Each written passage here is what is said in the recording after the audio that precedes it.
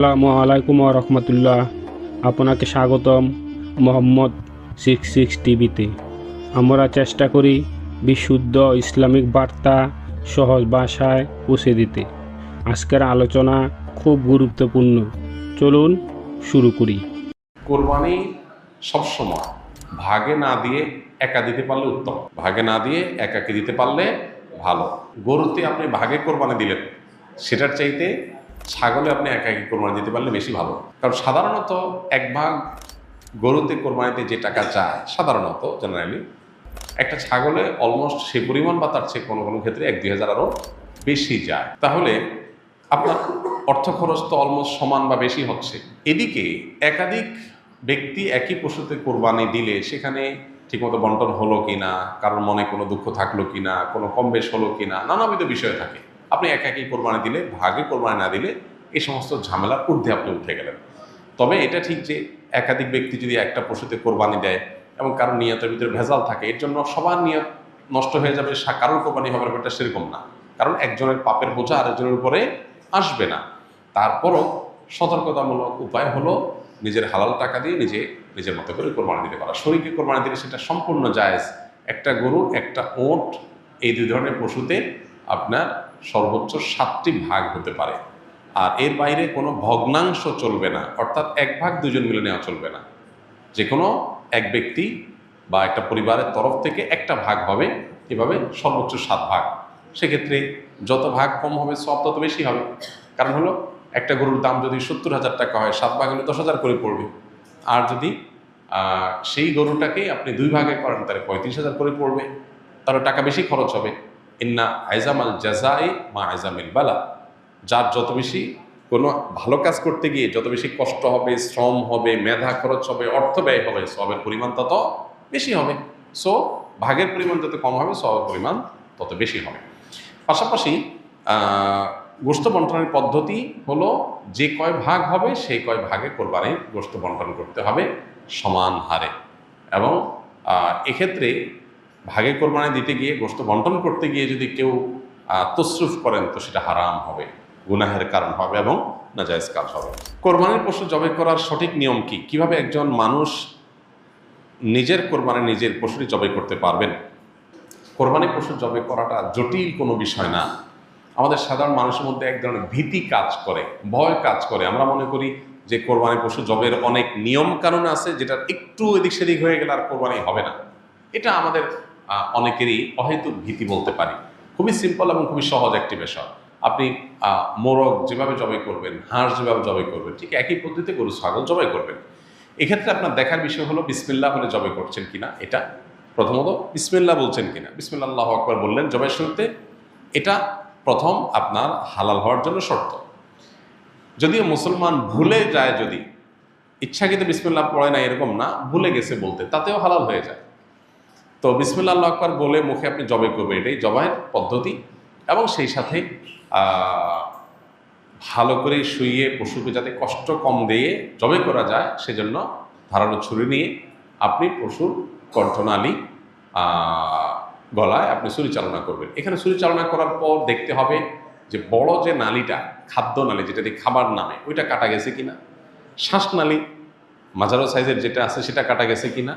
আর তার দুই পাশে দুইটা আপনার ছোট ছোট রগের মতো আছে, সেগুলো কাটা গেছে কিনা। বাস এইটুকু আপনি দেখলেন, ভালো করে পোজ দিলেন যাতে করে এগুলো কেটে যায়, এটা চোখে দেখা যাবে। তাহলে সেক্ষেত্রে আপনার জবে হয়ে গেছে, কোরবানি হয়ে গেছে। এরপর আপনি এই পশু জবের সময় বিসমিল্লাহ আল্লাহু আকবার বলার পাশাপাশি আরেকটা দোয়া পড়তে পারলে ভালো, না পড়লেও কোরবানি হয়ে যাবে, জবে হয়ে যাবে।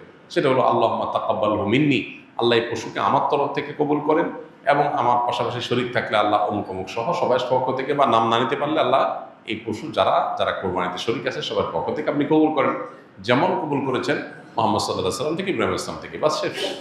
এটা আপনি বললেন, বিসমিল্লাহ আকবার বলে ছুরিচালনা করলেন, রগগুলো কাটা গেল কিনা আপনি দেখলেন, কণ্ঠনালী শ্বাসনালী কাটা গেছে কিনা, দ্যাটস এনাফ, আপনার কোরবানি হয়ে গেছে। তাহলে এটা জটিল কোনো বিষয় না। মৃত ব্যক্তির পক্ষ থেকে কোরবানি করা যায় কিনা? যদি করা যায় তাহলে ওই মৃত ব্যক্তির কবরে সওয়াব পৌঁছাবে কিনা। মৃত ব্যক্তির পক্ষ থেকে কোরবানি করা যায়, এবং জীবিতরা মৃত ব্যক্তির তরফ থেকে কোরবানি করলে সেটার সওয়াব মৃত ব্যক্তির আমলনামায় জমা হবে ইনশাআল্লাহ তাআলা। মৃত ব্যক্তির পক্ষ থেকে কোরবানি যে করা যায় এর বহু দলিল রয়েছে, বহু প্রমাণ রয়েছে। আলী রাদিয়াল্লাহু তাআলা আনহুর মধ্যে এটি তার আমল দ্বারা প্রমাণিত যে তিনি নিজ ব্যক্তির তরফ থেকে কোরবানি করেছেন, সাহাবীরা অনেকেই করেছেন। নবী করিম সাল্লাল্লাহু আলাইহি সাল্লাম তার তরফ থেকে করার পাশাপাশি ইব্রাহিম আলাইহিস সালাম এবং পরবর্তী উম্মার তরফ থেকে তিনি কোরবানি করেছেন। সো যিনি নাই, অনুপস্থিত বা মৃত, এই ব্যক্তির তরফ থেকে কোরবানি করা সর্বসম্মতিক্রমে ওলামা কেরামের জায়েজ। তবে হাম্বলী মাযহাব ওলামা কেরামের অনেকের মত হলো জীবিতদের সাথে যুক্ত করে মৃতদেরটা করা যায়, যেটা রাসূল আকরাম সাল্লাল্লাহু আলাইহি ওয়াসাল্লাম করেছেন। আর অন্যান্য ওলামা একরাম, হানাফি মাযহাব ওলামা একরাম সহ অন্যদের মত হলো যে এরকম কোনো শর্ত নাই, বরং আপনি জীবিত ব্যক্তির তরফ থেকে একটা নাম, একটা তরফ থেকে একটা শরীক, আবার মৃতের তরফ থেকে একটা শরীক অথবা একটা পশু আলাদা করে কোরবানি করতে পারেন, কোনো অসুবিধা নেই। ক্রিকেট, ফুটবল, দাবা, ক্যারমবোর্ড ইত্যাদি সহ এসব খেলা শরীয়তে জায়েজ কিনা, খেলাধুলার ব্যাপারে শরীরের দৃষ্টিভঙ্গি কি? দেখুন, যে সমস্ত খেলাধুলার মধ্যে শারীরিক কসরত আছে, শারীরিক ব্যায়াম আছে, সেগুলো যদি কোনো শরিয়ার বিধান লঙ্ঘন করা ছাড়া খেলা যায়, সেগুলোকে শরিয়ার দৃষ্টিকোণ থেকে জায়েজ বলেছেন ওলামায়ে কেরাম। ধরুন আপনি ক্রিকেট খেলছেন বা ফুটবল খেলছেন, এখানে যদি এক পক্ষ আরেক পক্ষকে কোনো হার জিতের ভিত্তিতে টাকা পয়সা না দেয়, জুয়া না থাকে, এবং এখানে যদি সতর ঢাকার মতো ব্যাপার না থাকে, এই খেলাধুলার প্রতি অতি মনোযোগিতা এটা নামাজ থেকে গাফিল করে দিবে এরকম বিষয় যদি না থাকে, তাহলে সেক্ষেত্রে শারীরিক কসরতের উদ্দেশ্যে বা সামান্য বিনোদনের উদ্দেশ্যে শারীরিক কসরত আসে সেরকম খেলাধুলা করা জায়েজ আছে। সেটা ব্যাডমিন্টন হতে পারে, ক্রিকেট হতে পারে, ফুটবল হতে পারে। ফুটবল খেলতে গিয়ে আপনি হাফ প্যান্ট পরছেন, সতরম মুক্ত করছেন, তখন এটা নাজায়েজ হয়ে যাবে। আপনি খেলাধুলাতে এত বেশি জমে উঠছেন যে আপনি নিয়মিত জামাতে নামাজ পড়েন, কিন্তু খেলাধুলা মস্তে গিয়ে আপনি নামাজ জামাত পড়তে পারতেছেন না, তাহলে সেই এত বেশি মোহ তৈরি করে ফেলে এটা জায়েজ হবে না। নামই যার খেলা, নামই হলো খেলাধুলা, খেলাধুলা। এই খেলাধুলা যার নাম, সেটা এখন আর খেলাধুলা নাই, সেটা সিরিয়াস ইস্যু হয়ে গেছে। এটা এখন অনেকের জীবন জীবিকার ব্যাপার, এটা অনেক ইনকামের ব্যাপার, এটা মানুষকে ভুলায় রাখার একটা মন্ত্র, একটা মাধ্যম। এটার পেছনে হাজারটা বিষয় জড়িয়ে আছে। এজন্য ওই লেভেলের খেলাধুলা সেগুলো ভিন্ন। বাট আপনি নিজস্ব উদ্যোগে নিজেরা খেলাধুলা করলেন যেটাতে শারীরিক কসরত আছে। যেই খেলায় শারীরিক কসরত নাই, যেমন দাবা খেলা, লুডো খেলা, তারপরে ক্যারাম বোর্ড খেলা, তারপরে আপনার ওই যে কি তাস খেলা, এই জাতীয় খেলাগুলোতে কোনো শারীরিক কোনো ফায়দা নাই, মানসিক কোনো ফায়দা নাই, এগুলো জায়েজ নাই শরীয়তে। কেন? কারণ এগুলো অনর্থক কাজের অন্তর্ভুক্ত।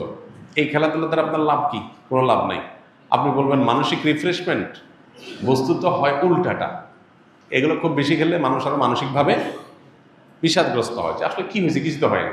আপনি দৌড়াদৌড়ি করেছেন, পরিশ্রম করেছেন, ঘাম ঝরছে, ব্যায়াম হয়েছে, এটা স্বাস্থ্যের জন্য ভালো হয়েছে। তো এগুলোতে ভালো কোনো দিক নাই। কয়েক ভাগে কোরবানি দেওয়ার পর যদি ওজন না করে অনুমান করে কোরবানি গোশত ভাগ করা হয়, তাহলে কোরবানি হালাল হবে কিনা? অনুমান করে ভাগ করলে সেটা জায়েজ হবে তখন যখন শেয়ার হোল্ডার যারা আছেন, যাদের ভাগ আছে, তাদের কারোর মনে যদি কোনো দুঃখ না থাকে, তারা নিজেরা যদি সম্মত হন। ধরা যাক যে দুই ভাই মিলে কোরবানি দিয়েছেন, তারা চিন্তা করতেছেন এত এক্সাক্ট মাপামাপি করা ঝামেলার ব্যাপার, অনুমান করে আমরা ভাগ করে ফেলি, আমাদের কোনো দুঃখ নাই, একটু কম হোক বেশি হোক আমরা ভাই ভাই, কোনো অসুবিধা নেই। এটা যদি মন থেকে তারা সম্মত হন এবং আন্দাজ করে ভাগ করে নেন, তাহলে ঠিক আছে, এটা জায়েজ আছে। কিন্তু একাধিক শেয়ার যখন থাকে, তখন আসলে অনেকে হয়তো মুখে বলতে পারে হ্যাঁ অসুবিধা নেই, মনে তার দুঃখ থাকতে পারে। এই জন্য সেফ এবং নিরাপদ হলো যথাযথভাবে সেটা পাল্লায় ওজন করে হোক আর কোনো গামলায় মেপে হোক, সমান সমান করে দেওয়া, এটা হলো সবচাইতে সেফ। যদি শেয়ার যারা আছেন তাদের কারণে দুঃখ নাই, এটা নিশ্চিত, তাহলে সেক্ষেত্রে আন্দাজ করে করলে অসুবিধা নেই। আস-সুন্নাহ ফাউন্ডেশন, উম্মার স্বার্থে, সুন্নাহর সাথে। আসসালামু আলাইকুম রহমতুল্লাহ। আল্লাহ আমাদের সবাইকে আমল করার তৌফিক দান করুন। ভিডিওটি ভালো লাগলে অন্যদের সাথে শেয়ার করুন। নতুন ইসলামিক ভিডিও পেতে মোহাম্মদ 66 টিভিকে সাবস্ক্রাইব করুন।